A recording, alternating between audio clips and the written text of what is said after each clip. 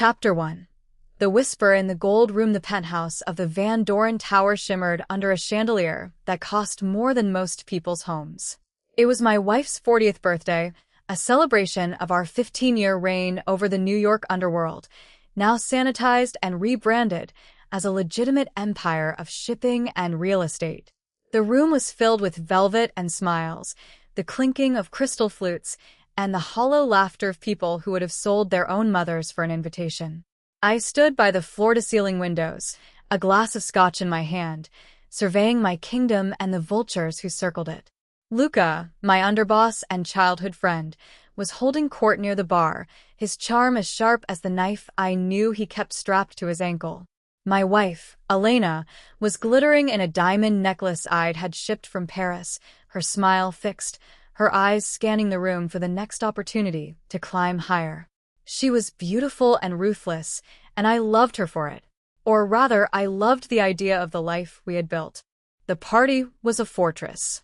Every server was vetted, every corner had a camera, and my security detail was a dozen of the best ex-special forces money could buy. Yet, as I watched the swirl of tuxedos and gowns, a prickle of unease settled in my gut. It was the same instinct that had kept me alive through a dozen assassination attempts and 3 gang wars. I couldn't pinpoint it, but the air felt heavy, charged with something more than champagne fumes. My attention was pulled from the guests by a small, insistent tug at my pants leg. I looked down. It was the maid's toddler, a boy of about 4 named Marco.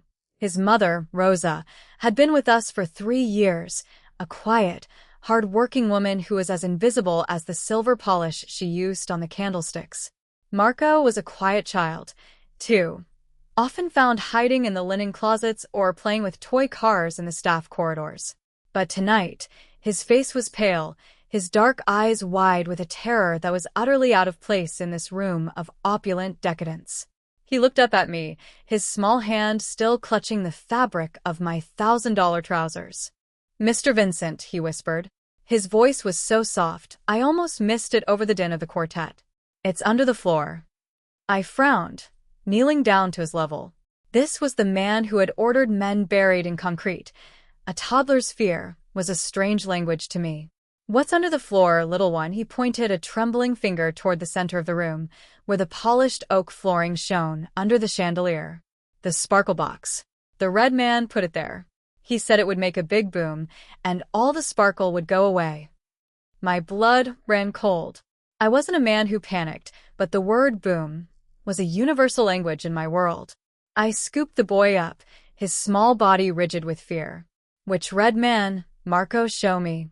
He pointed again, this time toward a man in a crimson pocket square who was chatting with Luca near the bar.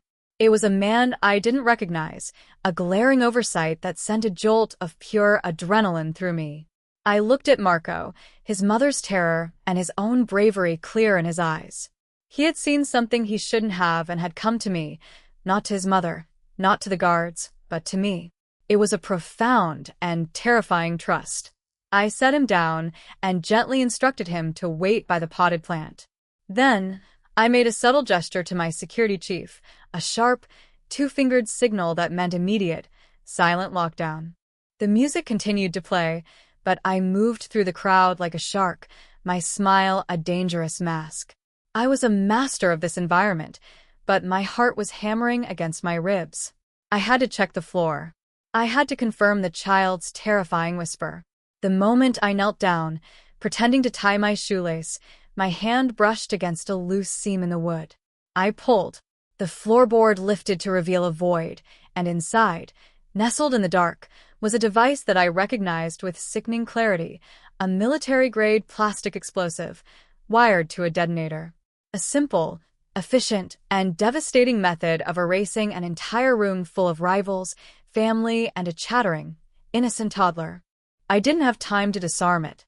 I didn't have time to evacuate. The detonator was on a timer, its face reading 4 minutes.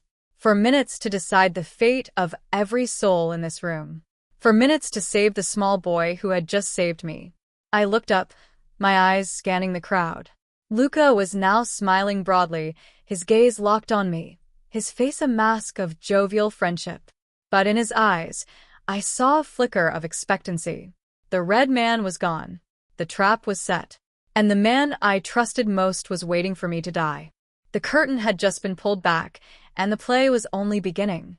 I had to act not like a businessman or a crime lord, but like a vengeful god who had just been given a second chance. I stood up, my face blank, my mind racing. I was no longer just a party host. I was a man in a cage with a ticking bomb and a gallery of traitors, and my only weapon was the silent trust of a 4-year-old boy at Chapter 2. The fools who laughed the first thing I did was isolate the threat. I couldn't disarm the bomb without drawing attention, but I could neutralize the room. With a swift, practiced motion, I gave a second signal to my security team. They were professionals, and their faces betrayed nothing as they began to subtly reposition themselves, fanning out to cover every exit. Their job was to cut off the head of the snake before its venom spread. My priority was the people around me, Elena, the guests, and Marco, who was still trembling by the fern. I walked over to Elena, my steps measured, my smile easy. "My love," I said, leaning in to kiss her cheek. "We have a little problem in the kitchen. Some of the staff are rowdy.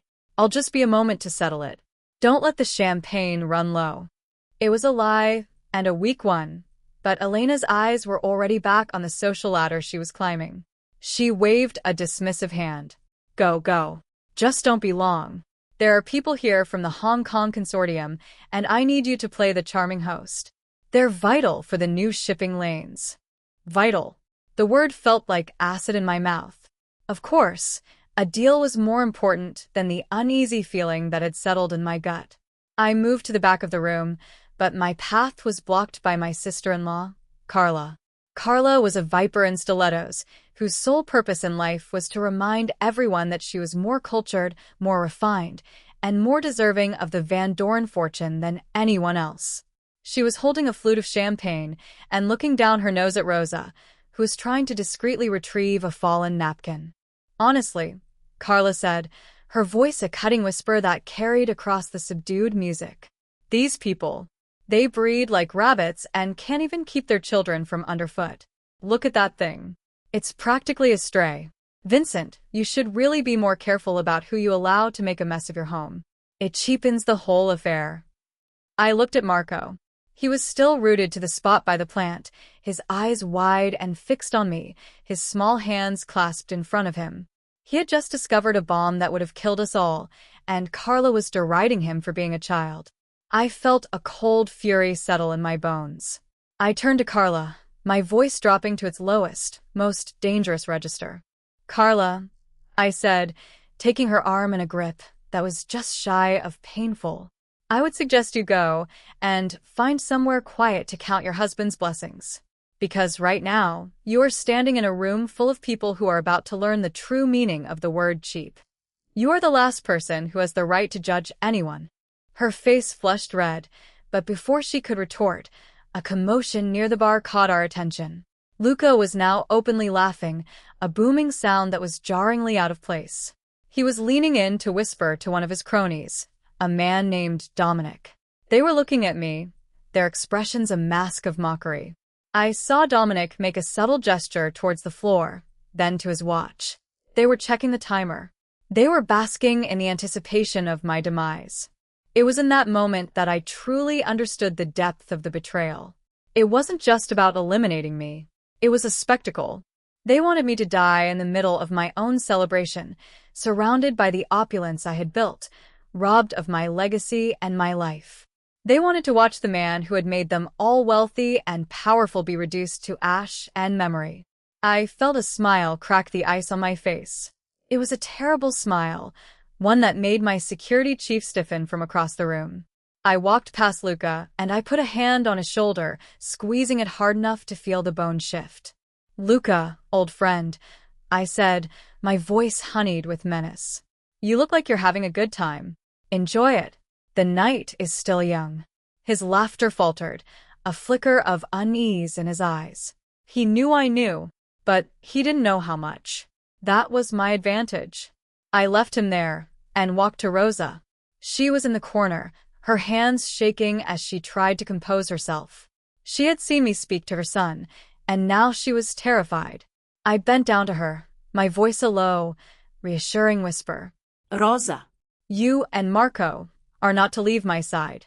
Do you understand? You are under my protection. You come with me, and you keep the boy close. No matter what happens, do not let him go. She nodded, too terrified to speak. I took Marco's hand. It was small and warm, a fragile anchor in a sea of sharks. As I led them away from the gawking guests, I felt a new resolve solidify in me. I was no longer just a man trying to survive. I was a man who had been given a second chance by the most unlikely of messengers. And my retribution would be absolute. I was no longer just the host of this party. I was the Grim Reaper, and my scythe was about to swing. The fools who laughed at the innocent would soon be weeping for their own souls. I guided Rosa and Marco toward the private elevator, my mind already calculating the moves ahead. The timer on the bomb was still counting down, and I had less than 3 minutes to get them to safety before I unleashed the storm they had so carelessly invited into their lives. Chapter 3. The trap unfolds. I led Rosa and Marco into the private elevator, a sleek, mirrored box that descended to my underground bunker, a command center I'd built after a rival family had firebombed my first penthouse. It was a hidden space, soundproof and secure, with a live feed of every camera in the building. As the door slid shut, I finally let the mask fall. I knelt down again in front of Marco, my hands surprisingly steady. Marco, I said, my voice softer than I had used in years. You're the bravest boy I have ever met. You saved my life. You saved everyone. Do you understand that? He nodded, his eyes still wide. The red man put the sparkle box under the floor. He said it would make a big bang. It would have, I confirmed. But you were smart. You came to me. You are a hero. Now, I need you to be a hero again. I need you to stay with your mama and watch the screens for me. Can you do that? He nodded again, his small shoulders squaring with a sense of importance. Rosa knelt beside him, tears streaking her face, but she understood the gravity. She was a mother, and she was a survivor. I turned to the monitors. The main ballroom was still a sea of laughing, oblivious faces. I watched as Elena made her way towards Luca, her arm linked with a billionaire who would soon be a footnote in a morgue report. I watched as Luca checked his watch again, the anticipation almost palpable on his face. The timer on the bomb was now down to 2 minutes. I had to act. I couldn't just let them all die. Not because I cared for the socialites and sycophants, but because I was a man who controlled his own destiny. I would not let Luca dictate the terms of my death. I punched a button on the console, activating a protocol I had never used, the public address system that fed into the main ballroom. My voice echoed through the speakers, cutting through the music and chatter. Ladies and gentlemen, I said, my voice calm and authoritative. I'm afraid we have a security situation. I need all of you to calmly exit through the main doors and proceed to the garage. My security team will escort you. Now. No questions. There was a moment of stunned silence, then a flurry of movement. But Luca, caught off guard, began to bark orders. Wait. Everyone just wait. It's a false alarm. Vincent is just being paranoid. There's no threat. But the damage was done. The guests were already moving, pushing past Luca and his men. The chaos was a perfect cover. In the confusion, I directed my security team over the radio to isolate Luca and his inner circle. They were the only targets that mattered. I left Rosa and Marco in the bunker with a guard, reassuring them that they were safe. Then, I took the service stairs back to the ballroom. As I stepped out of the shadows, I saw the scene for what it was, a masterpiece of my own design. The guests were gone. The staff was gone. Only the traitors remained, stranded in the center of the empty room. Luca, Dominic, a few other lieutenants, and my wife, Elena. She was standing beside Luca, her face a mask of contorted fury. "What have you done?" she shrieked. "You've ruined everything. We had a deal. We were going to be free of you, you tyrant." I walked into the room, my footsteps echoing on the polished wood. I was no longer playing the generous host. I was the king of the underworld, and my court was made of traitors. The bomb was still ticking, its red light blinking from the open floorboard. Luca made a move toward it, but two of my men intercepted him, slamming him to the floor. "You're a fool, Vincent," Luca spat, his face pressed into the carpet. "This is over. Even if you survive the night, your empire is gone. I have the backing of half the city. The families have turned on you. You have nothing left." I walked over to him, crouching down so my face was inches from his. "You are wrong, Luca. I have everything. I have a building full of witnesses. I have a child who just exposed your little plan. And I have a bomb that I'm going to use to make a very clean point. Your empire is nothing but ashes. And you are going to watch me burn it all down." I pulled the detonator's wiring from the device, carefully disarming it. I tossed the device to one of my men, who caught it with practiced ease. The threat was over, but the retribution was just beginning. I stood up, looking at the men and the woman who had tried to kill me. The mask of the civilized businessman was gone. What remained was the cold, calculating predator they had all forgotten. I turned to Silas, my voice dropping to a low, chilling command. "Secure them all. Separate rooms. I want Luca in the wine cellar, Dominic in cold storage, and Elena in the library. No one speaks to them. No one feeds them. They wait until I am ready." As my men moved to comply, I walked back to the bunker. Rosa was holding Marco, both of them trembling. I knelt down once more, meeting the boy's gaze. "You did good, little one. You did real good. Now rest. Tomorrow we start building something new. Something they'll never see coming." Chapter 4. The map of vengeance. The ballroom was silent, save for the ragged breathing of the defeated and the soft hum of the ventilation system. I had them herded into a corner, like the livestock they were. My men were professional, their faces stoic as they secured the prisoners. Elena was sobbing now, her carefully crafted composure shattered, her mascara running in black streaks down her cheeks. It was a pathetic sight, and it brought me no joy. It merely solidified my disgust. I wasn't interested in their begging.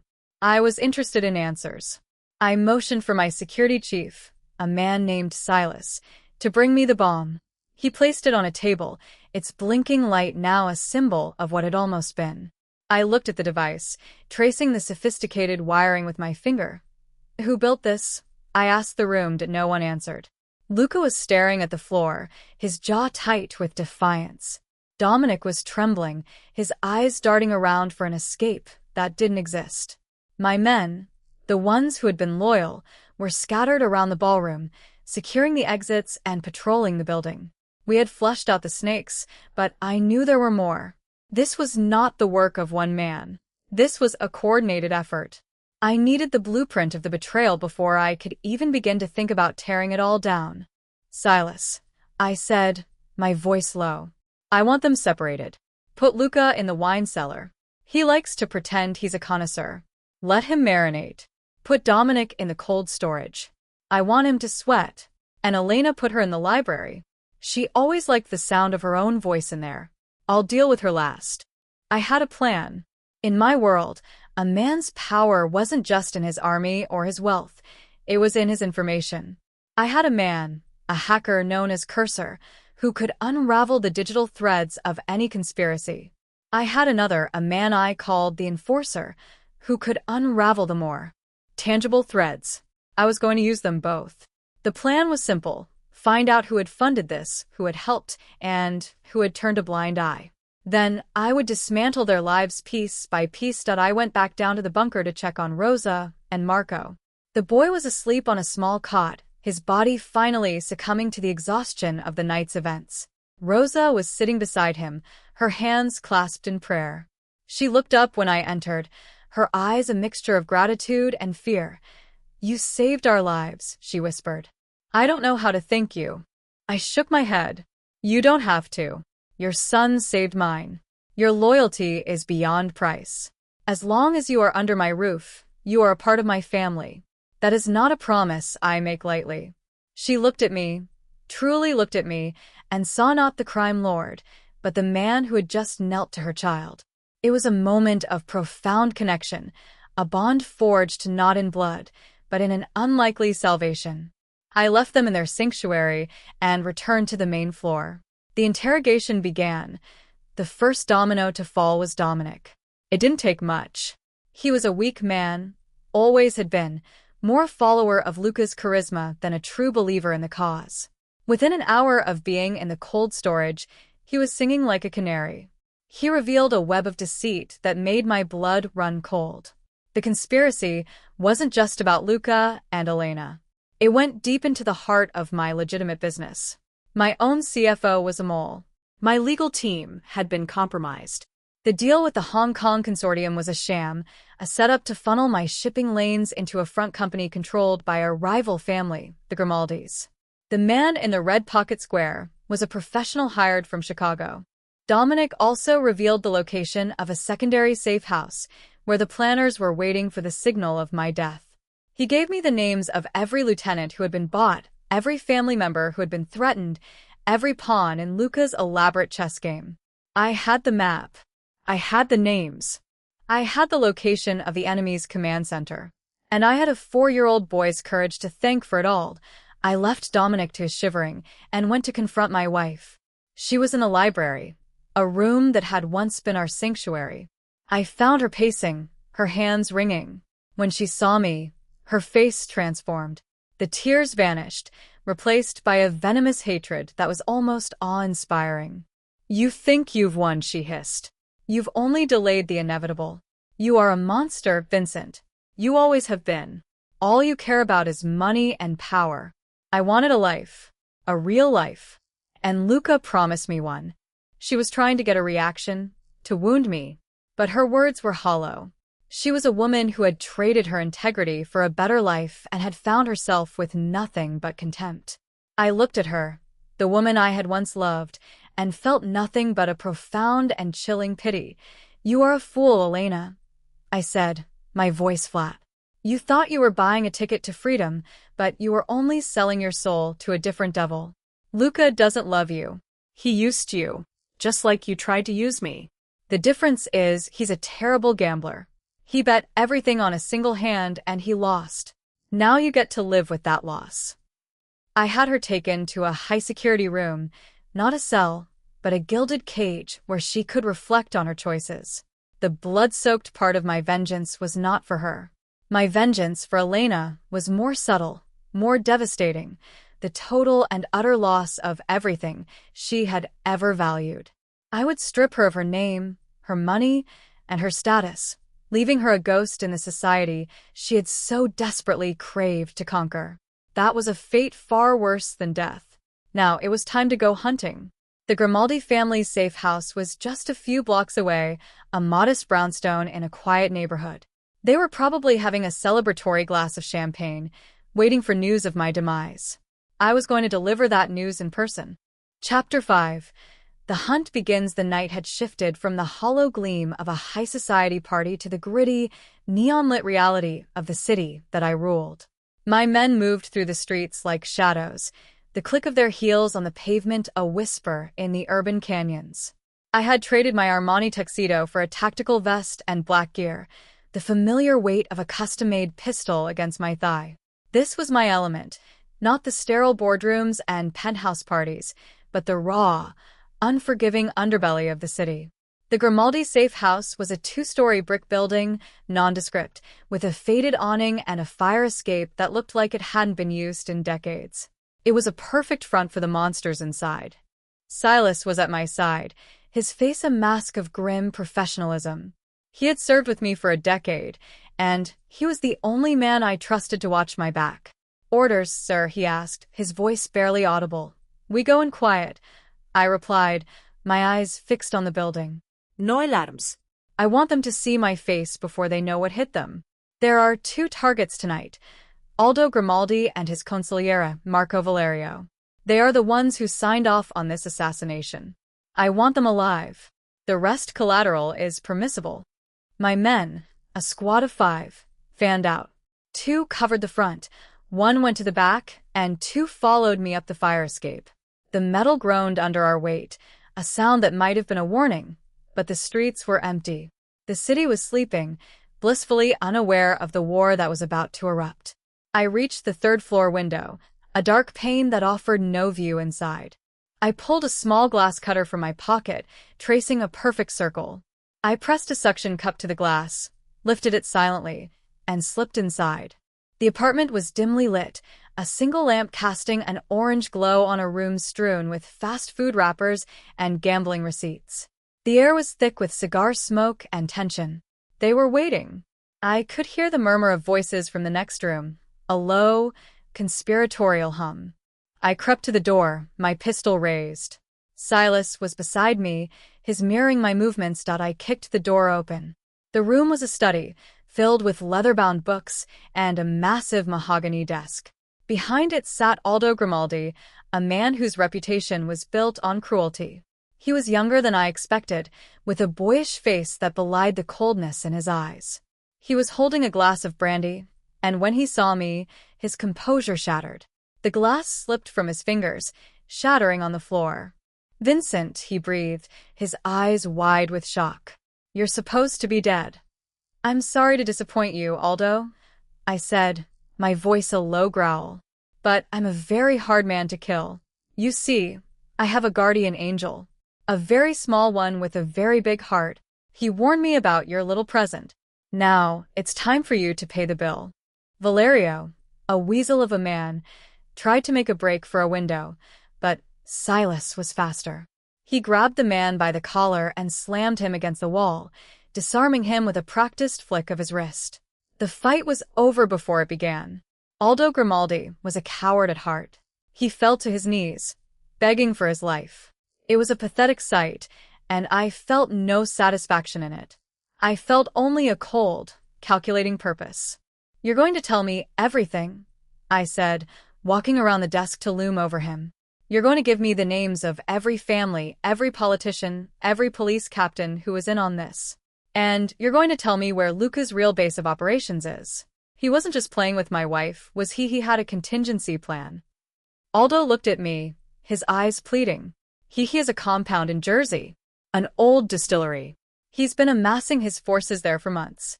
He thought you would be dead by morning. He thought he would just waltz in and take everything." I smiled. It was the first genuine smile I had felt all night. "Well then, we won't keep him waiting." I looked at Silas. "Secure these two. I want them in the car. We have a party to crash."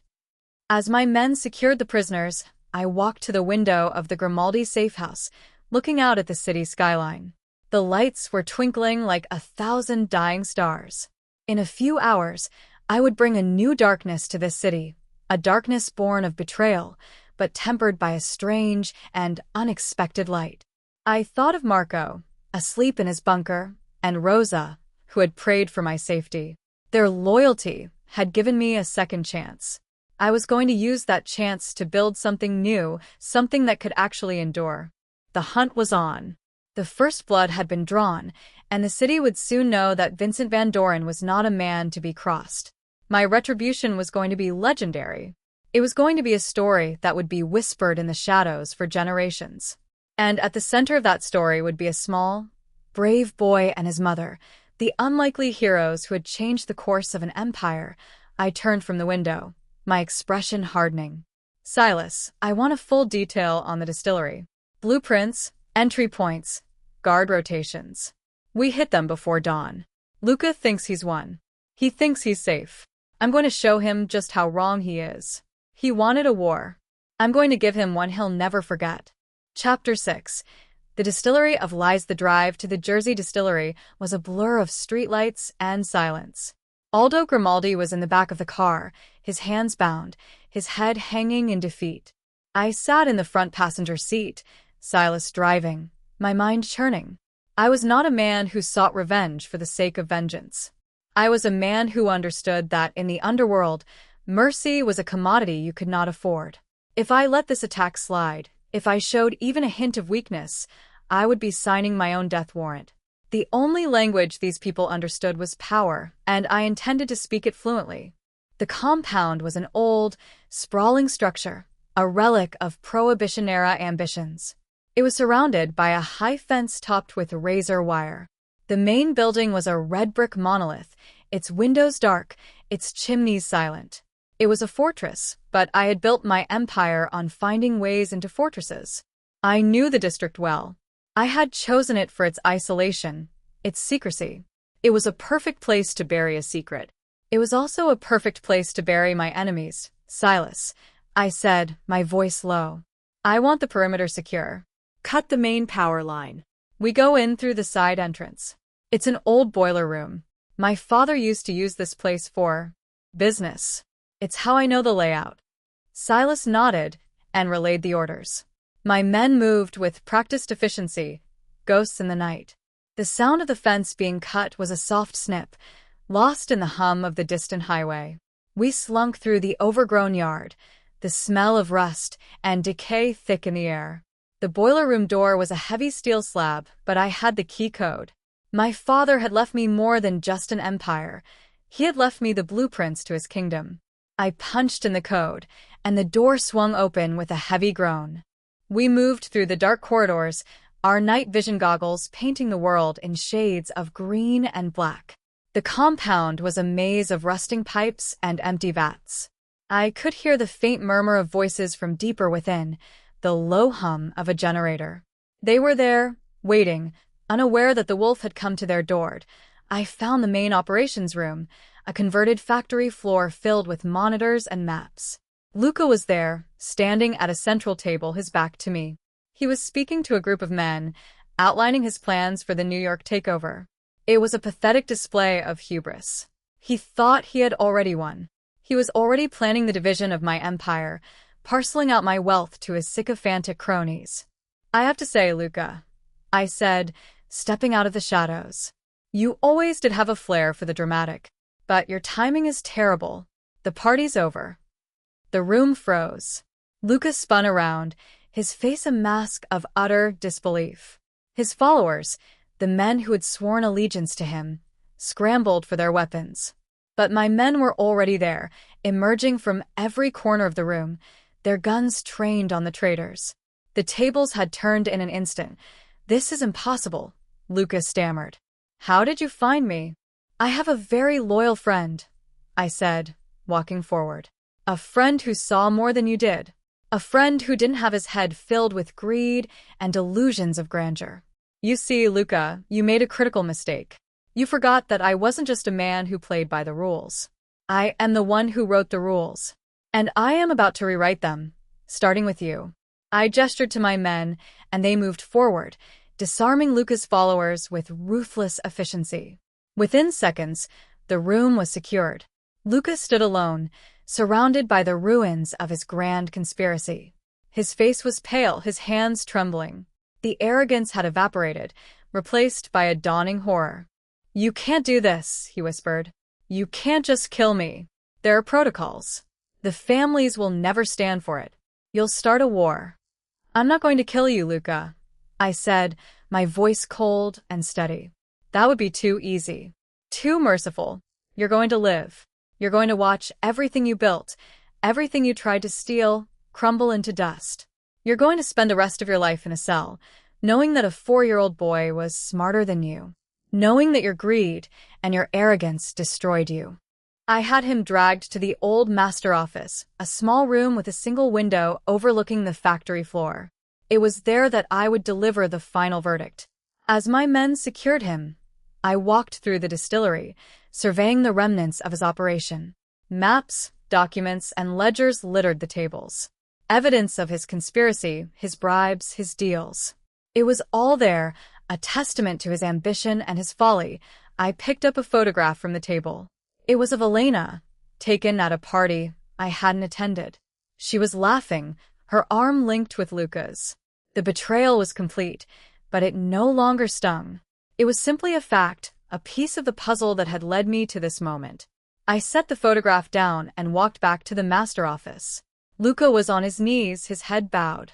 20 years, Luca, I said, my voice quiet. 20 years of trust, of brotherhood. And you threw it all away for a woman who never loved you, and a throne you could never hold. I hope it was worth it, because the price you're about to pay is steeper than you could ever imagine. I turned to Silas. Secure the compound. Gather every piece of evidence. I want this place stripped bare. Then, we take him home.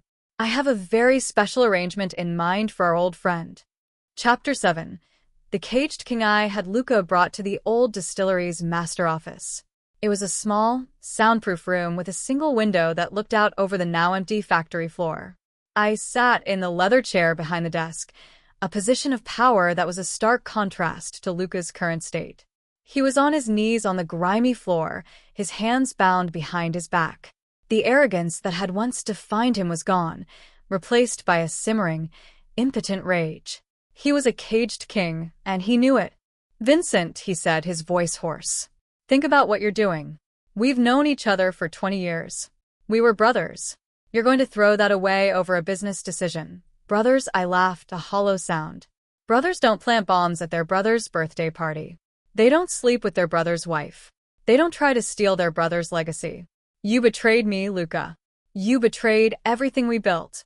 And you did it for what, a few extra dollars, a little more power. You are a small, pathetic man, and I am going to ensure that the world sees you for what you truly are." I had a list.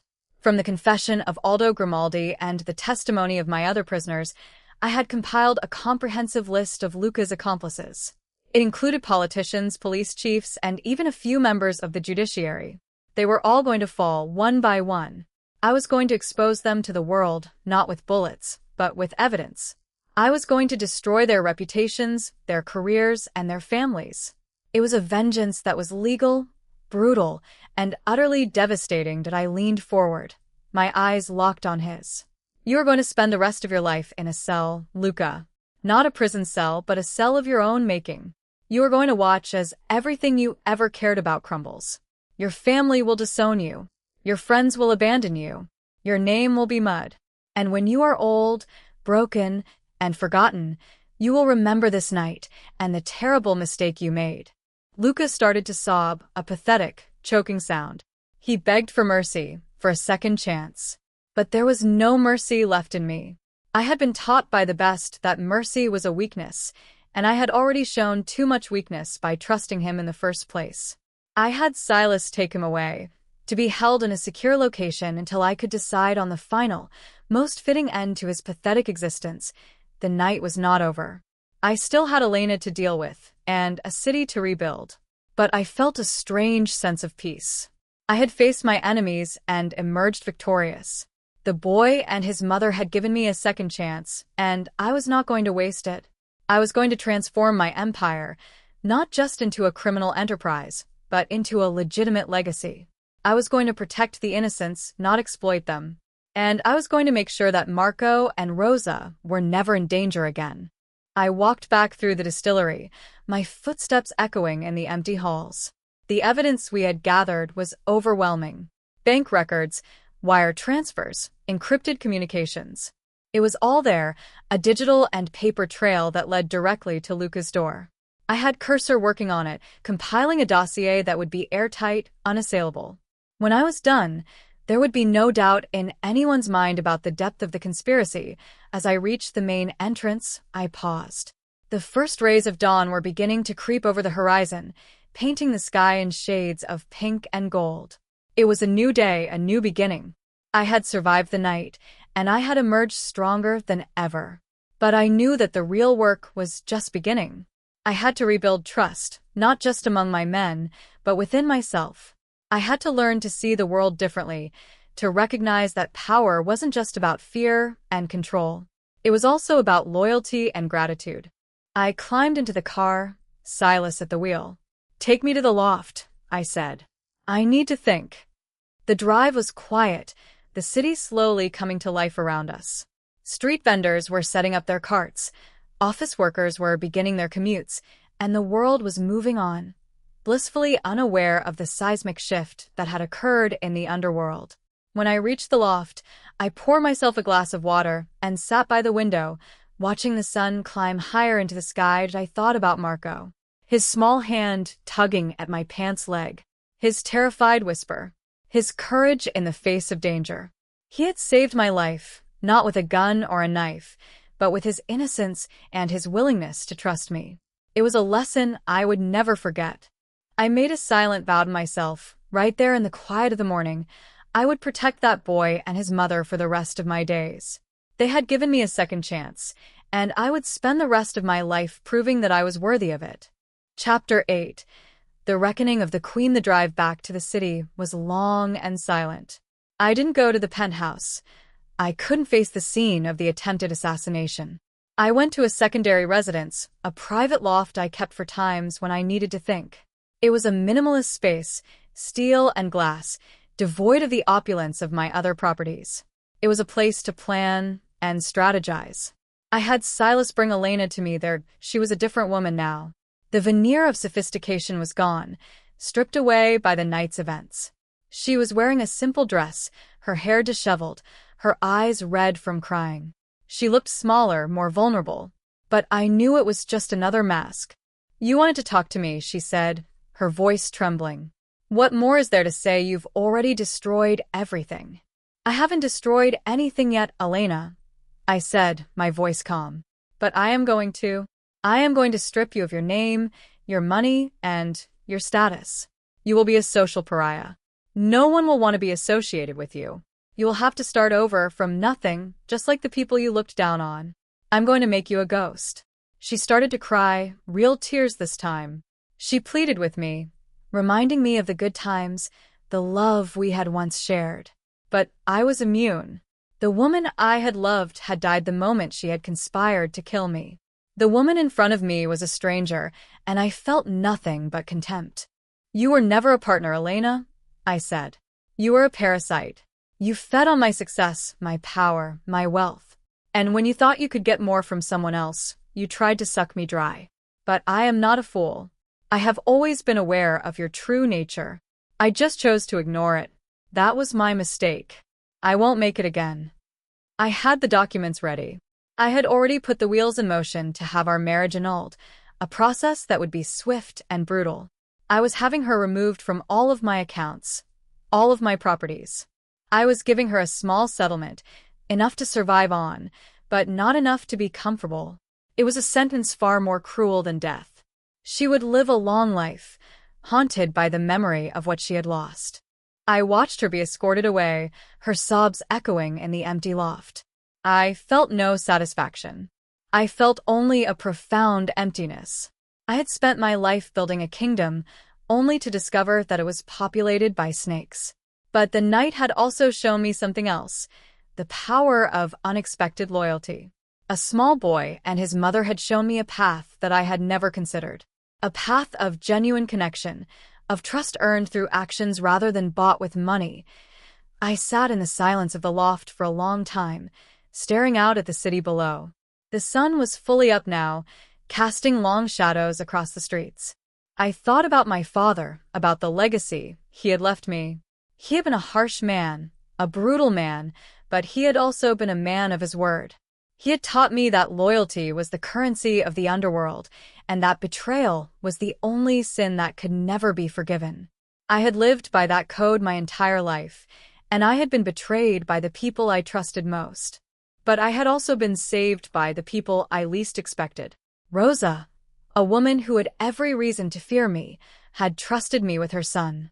And Marco, a child who didn't understand the world he was living in, had reached out to me in his moment of terror. They had shown me that there was still good in the world, still hope for something better, that I made a decision. I was going to change. Not completely, not overnight, but I was going to try. I was going to build an empire that was based on more than just fear and intimidation. I was going to protect the people who were loyal to me, and I was going to show them that their loyalty was not misplaced. I was going to give Rosa and Marco a new life, a life free from the shadows of the underworld. I called Silas. "I want you to find a new home for Rosa and Marco. Something safe, something secure. And I want you to set up a trust fund for the boy. Enough to pay for his education, his future, whatever he needs. They are under my protection, and I want them to know it." Silas paused, a rare moment of hesitation. "Understood, sir. And what about Luca and the others?" I took a deep breath. "Luca will face justice. Not our kind of justice, but the kind that will make an example of him. I want him tried in the court of public opinion. I want every paper, every news station, every social media feed to know what he did. And I want the same for every single person who helped him. We're going to do this the right way. The legal way. They'll rot in prison, and the world will know why. It was a new beginning. Not just for me, but for the entire organization. I was going to clean house, root out the corruption, and build something that could stand the test of time. And it all started with a whisper from a child, a warning that had saved my life and changed my destiny forever. Chapter 9. The new order. The weeks that followed were a blur of calculated chaos. I moved through the city like a surgeon, excising the rot that Luca and his conspirators had embedded in my organization. Every name on Dominic's list was cross-referenced, investigated, and dealt with. Some were simply fired, their careers destroyed by the evidence I fed to the press. Others faced criminal charges, their arraignments making headlines that sent shockwaves through the elite circles I once navigated. The Grimaldi family, once a proud and feared name, crumbled under the weight of federal investigations and public outrage. Aldo Grimaldi, stripped of his power and his fortune, was now a cautionary tale whispered in the corridors of power. But I wasn't just tearing things down. I was building something new. I restructured my legitimate businesses, bringing in fresh leadership that I had vetted personally. I hired new legal teams, new financial advisors, new security personnel. I created a culture of transparency, at least within the walls of my own empire. The old ways, the shadows and the secrets, had nearly killed me. I was determined to leave them behind. The transformation extended beyond the boardroom. I visited Rosa and Marco in their new home, a modest but comfortable house in a quiet suburban neighborhood. It was a world away from the opulence of the Doren Tower, but it was safe, and it was theirs. Rosa had been given a generous severance package, along with a job offer to manage my household affairs if she wanted it. But I made it clear that the choice was hers. She had earned her freedom, and I would not take it away. Marco was thriving. He was enrolled in a small private school, his days filled with crayons and storybooks instead of the shadows of the underworld. When I visited, he would run to me, his small arms wrapping around my legs, his laughter a balm to my weary soul. He didn't understand the full scope of what he had done, but he knew that he was special, that he was loved. And that was enough that I found myself spending more and more time with them. It was a strange thing, a man like me finding solace in the company of a maid and her child. But there was something genuine about them, something pure. They didn't want my money or my power. They just wanted my presence, my protection, my friendship. It was a gift I had never known I needed. The reckoning with the city's elite was slower, more deliberate. I had compiled a dossier on every politician, every police captain, every judge who had been in Luca's pocket. I didn't release it all at once. I used it strategically, applying pressure where it would be most effective. I gave them a choice: cooperate with my new vision, or face the consequences of their past sins. Most chose cooperation. The few who didn't were destroyed, their careers and reputations shattered beyond repair, but I also made amends where I could. I reached out to the families of the men who had died in the gang wars I had fought, offering compensation and apologies. It was a small gesture, a drop in the ocean of my past sins, but it was a start. I was learning that true power wasn't just about control, it was about redemption. It was about building a legacy that would outlast me, a legacy that my father would have never understood, but that I was determined to create. One evening, I sat in the library of the penthouse, a glass of scotch in my hand, looking out at the city lights. The room had been restored, the floorboards replaced, the memories of that terrible night scrubbed away. But I could still hear Marco's whisper, still feel the cold dread of that ticking bomb. It was a reminder of how fragile life was, how quickly everything could be taken away. I thought about Elena. She was living in a small apartment across town, her once glamorous life reduced to a quiet existence of anonymity. I had no idea what she was doing, and I didn't care. She was a ghost, just as I had promised. The society that had once worshipped her now shunned her. She was a cautionary tale, a reminder of what happened when you betrayed Vincent Van Doren. I also thought about Luca. He was in a federal prison, serving a life sentence without the possibility of parole. The evidence I had provided had been overwhelming, and the trial had been swift. He had been stripped of his wealth, his power, his freedom. He was nothing now, a forgotten man in a forgotten cell. It was the fate he deserved, but as I sat in the quiet of the library, I didn't feel triumphant. I felt weary. The battle had been won, but the war was never truly over. There would always be new enemies, new threats, new betrayals. That was the nature of the world I had chosen to inhabit. But I was no longer the same man who had walked into that birthday party, blind to the conspiracy around him. I had been forged in the fire of that night, and I had emerged stronger, wiser, and more determined than ever. I raised my glass to the city below, a silent toast to the future. I was ready for whatever came next. I had a new purpose, a new family, a new way of doing things. And I had the memory of a small boy's whisper to guide me. It was enough. It was more than enough. Chapter 10. The legacy of a whisper. 1 year later, I stood on the rooftop of the Doren Tower, looking out at the city I had rebuilt. The skyline was the same, but everything beneath it had changed. My empire was no longer built on fear and blood. It was built on trust, loyalty, and a strange, unexpected kind of love. The transition hadn't been easy. There were those who resisted, who clung to the old ways, who saw my transformation as weakness. But I had dealt with them swiftly and decisively, not with bullets, but with the cold, hard logic of a man who had nothing left to prove. The penthouse below was quiet now.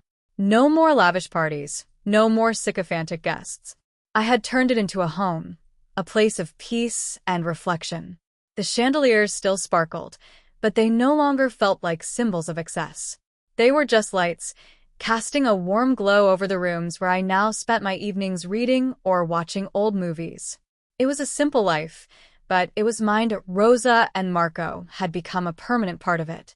Rosa had accepted the position of household manager, but she was so much more than that.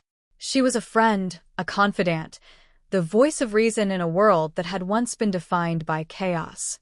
She had a gentle way of reminding me of my humanity, of pulling me back from the brink when the old instinct surfaced.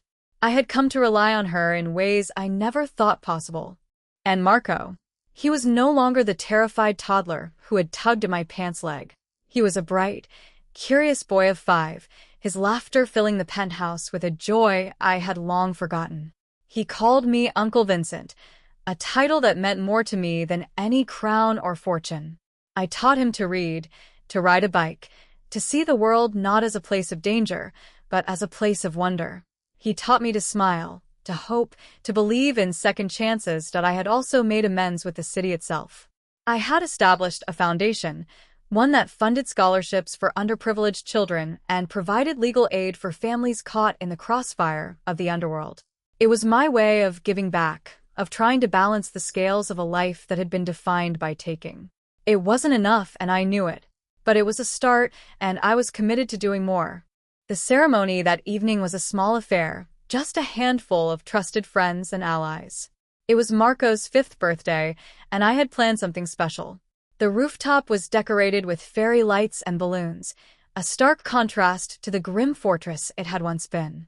There was a cake, baked by Rosa herself, and a pile of presents that Marco was already tearing into with unbridled enthusiasm. As the sun set over the city, I watched him play, his laughter echoing in the evening air. He was surrounded by love, by safety, by the promise of a future that would be nothing like my own. And in that moment, I realized that this was my true legacy. Not the empire I had built, not the enemies I had crushed, but the life I had given to this boy and his mother. They were my redemption, my proof that even the darkest soul could find the light. I walked over to Rosa, who was watching Marco with a smile that lit up her face. "Thank you," I said, my voice soft. She turned to me, her eyes glistening. "For what, Vincent? For giving me a second chance. For trusting me. For showing me that there was more to life than power and revenge." She reached out and took my hand, a simple gesture that spoke volumes. "You gave us a second chance, too. You saved Marco's life. You saved mine. We're family now, Vincent. That's not something you can ever repay." I nodded, a lump forming in my throat. She was right. We were family. Not by blood, but by something far stronger. By choice. By trust. By the unbreakable bond forged in the crucible of that terrible night. Marco came running over, his face smeared with icing, his eyes bright with joy. "Uncle Vincent, look what I got." He held up a small toy car, a replica of the one I had given him months ago. It was a silly thing, but to him it was a treasure. I knelt down, ruffling his hair. "That's amazing, little one. You know, that car is special. It reminds us that even the smallest things can make the biggest difference." He looked at me, his head tilted in confusion. "What do you mean?" I smiled, remembering the whisper that had saved my life. Sometimes, the most important things are the quietest, the smallest voices, the bravest hearts. Never forget that, Marco. Never forget that you are one of those voices, one of those hearts. And you can change the world just by being you. He didn't fully understand, but he nodded anyway, his faith in me absolute. And in that moment, I knew that everything I had been through, every betrayal, every battle, every loss, had led me to this. To this rooftop, this family, this peace. The old Vincent was gone, buried in the ashes of that night. The new Vincent was here, forged in the fire of redemption, ready to face whatever came next. I stood up, looking out at the city one last time. The lights were twinkling, 1,000 stories unfolding beneath them. My story was just one of many, but it was mine. And it had a happy ending. Not because I had won, but because I had found something worth fighting for. Something worth living for. A whisper that had become a legacy, and a legacy that would endure forever. The years rolled on, and the city changed around me. The underworld I had once ruled with an iron fist had transformed into something I barely recognized. New families rose and fell. New alliances were forged and broken. But I had stepped away from all of it. I had become a ghost in my own kingdom, a legend whispered in the shadows, a cautionary tale for those who thought they could challenge the old ways. My name still carried weight, but it was no longer a weapon. It was a memory. A reminder of what happened when you crossed the line. I watched Marco grow into a young man. He graduated at the top of his class, his acceptance letter to Columbia framed and hanging in my study. He had his mother's kindness and his own fierce intelligence. He knew nothing of the world I had once inhabited, and I intended to keep it that way. He was my greatest achievement, the living proof that redemption was possible. When he gave his valedictorian speech, I sat in the front row, tears streaming down my face. He spoke of courage, of trusting your instincts, of the power of a single whisper to change everything. He didn't know he was talking about himself, but I knew, and I was proud. Rosa stayed by my side through it all. She was no longer just my household manager. She was my partner, my confidant, the anchor that kept me grounded. We grew old together. Our lives intertwined in a way I had never imagined possible. There was no romance between us, nothing so simple. It was something deeper, something forged in the fire of that terrible night. A bond that could never be broken. On a quiet evening, I sat on the rooftop of the Doren Tower, watching the sunset paint the sky in shades of gold and crimson. I was an old man now, my hair silver, my hands gnarled with age. But my heart was full. I had lived a life of violence and regret, but I had also lived a life of redemption and love. I had been given a second chance, and I had used it well. I thought about that night, about the bomb, about the whisper that had saved me. I thought about Luca and Elena, their fates sealed by their own greed. I thought about the men I had buried, the lives I had taken. The ghosts of my past were still there, lurking in the shadows of my memory. But they no longer haunted me. They were simply reminders of the man I used to be, the man I had fought so hard to leave behind. I closed my eyes, feeling the warmth of the fading sun on my face. I was ready. I had made my peace with the world, with my past, with myself. I had built a legacy that would outlast me, a legacy of second chances and unexpected redemption. And as the darkness crept in, I smiled. Because I knew that somewhere, in a small house in a quiet neighborhood, a young man was carrying on that legacy. A A young man who had once whispered a warning to a stranger, and in doing so, had changed the world.